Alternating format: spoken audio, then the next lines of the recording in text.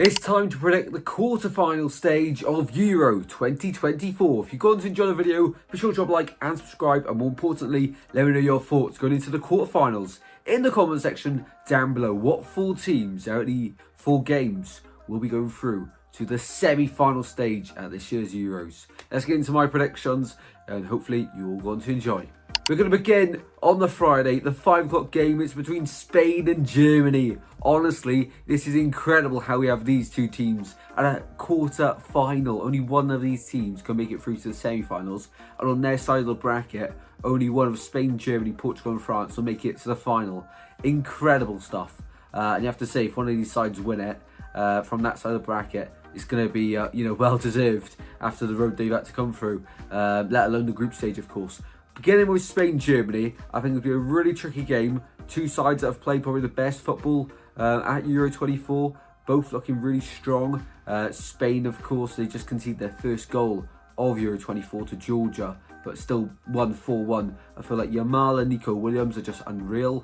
And they're so creative as well. Defensively, they are solid.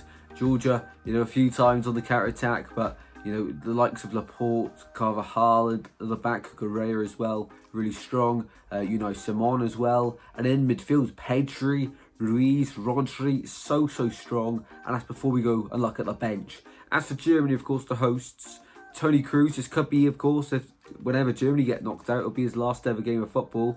It could be this Friday, which is very sad to see. They have also got some very good players. However, I do feel like Spain have a lot more control over the games so far that they've played in, whereas Germany have control, but they're always conceding quite a few chances. We looked against Denmark. I don't know how Denmark didn't score at least one in that game.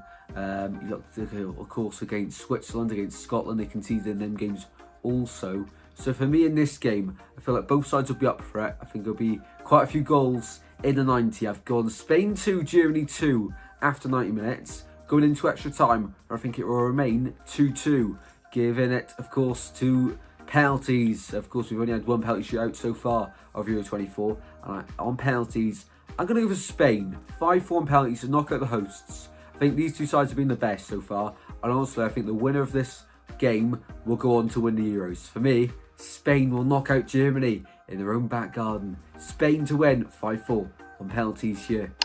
Moving on to Portugal versus France, the same side of the bracket, of course, the 2016 final in France, where Portugal won it. And Portugal, of course, in the group stage of that tournament, they didn't win a group game in the group stage. They didn't lose any, though. They drew all three, had to go through as one of the best third-place teams, and ended up winning it, of course. In that final, of course, in 2016, it was 1-0, thanks to Eder scoring the goal. Now, Portugal against Slovenia weren't nothing special at all. And Ronaldo still not scored a goal at this year's Euros. You do feel like it's going to happen sooner rather than later.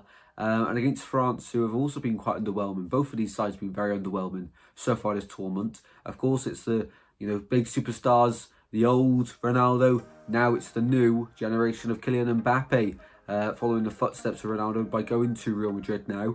It's tricky, really tricky, because both sides have got some incredible players and talents in their squad. But for me, I think after the 90, it'll end 0-0, going to extra time. I think it will be settled then, just like the 2016 final in this one. Portugal 1, France 0. Yet again, I think France will do one over on. I think Portugal will do one over on France yet again and win 1-0. I do think Ronaldo will score in this one. I don't know how he didn't score against Slovenia. But it is sort of written in the stars for me that I think Ronaldo will definitely score this year's Euros. And of course, that would mean a semi-final on that side of the bracket for Spain versus Portugal. Very interesting indeed. As always, people, we're live for all four of these watch-alongs on the channel, so be sure to join us for them as well. Moving on to the other side of the bracket then, we begin with the 5 o'clock game on Saturday for England versus Switzerland. Now, England got very lucky indeed, but they played to the whistle, and of course in football, that's what you have to do. Very harsh on Slovakia, but of course England have that mentality to go through, and star by Jude Bellingham, who, let's be honest, he hasn't had a great tournament so far, but he has popped up in a huge moment there to, give England a fresh bit of energy and then carry the momentum through to extra time for Harry Kane to win it. For me in this game, England, I mean, if they stick with the same formation, I think they're asking to get knocked out. They have to change it up when they went to a 3-back, 3-4-2 towards the end, 3-5-2, sorry, with that attacking midfielder as well. And then they brought Tony on towards the end of the game. Saka on the left-hand side, I think it worked really, really well. Of course, Makihi is suspended for this game, having accumulated quite a lot of yellow cards. That's defensively a big worry because he's been England's best player so far this tournament, in my opinion, let alone best defender. And Switzerland, of course, who like to dominate the game, like to create a lot of chances. We saw what they did to Italy, and, you know, they're not, you know, the worst team in the world. They're pretty good, respectable, of course, won the Euros last time out.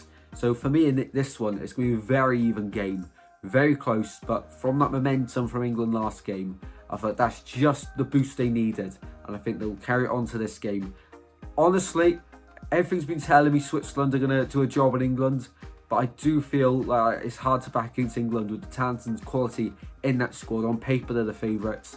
I think England will win 2-1 in the 90 against Switzerland. It's going to be really close. This one could go to extra time penalties. But honestly, I think England just about do enough. I think like we're going to see one of a great performance from England, and they're just going to get the job done. That's my natural instinct of right now anyway. And moving on to the final game of this year's quarterfinals, it's Netherlands versus Turkey.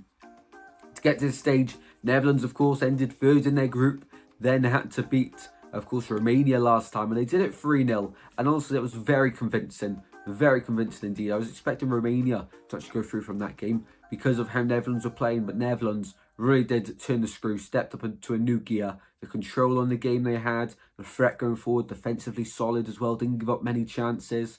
And for Turkey in this game, it's going to be a big struggle. Turkey, of course, just beat Austria, of course, come second in their group stage rankings, of course, below Portugal only. And of course, against Austria, what a save it was from Gulak right at the end. Defensively solid, they controlled the game, even though they didn't have possession towards the end. Honestly, it was really good to see. In this game, though, I can't see many goals. I can see it being done in the 90. And honestly, I think Netherlands just about.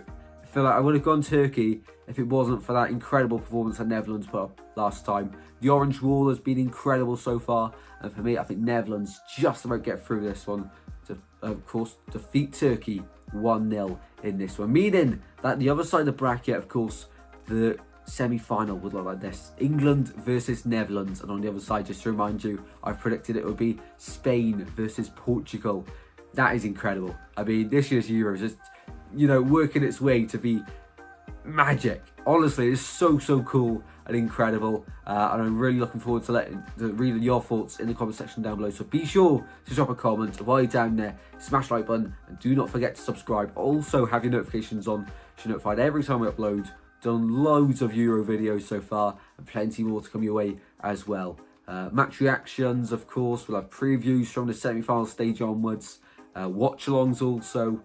Plenty of Guess Who games on the shorts page as well. So much to keep you entertained throughout the Euros, of course. After that, back to normal football, which is very exciting as well. So hopefully you all enjoy the video, and I'll see you in the next one very soon, guys. Take care, have a good day, and I'll see you soon. Goodbye.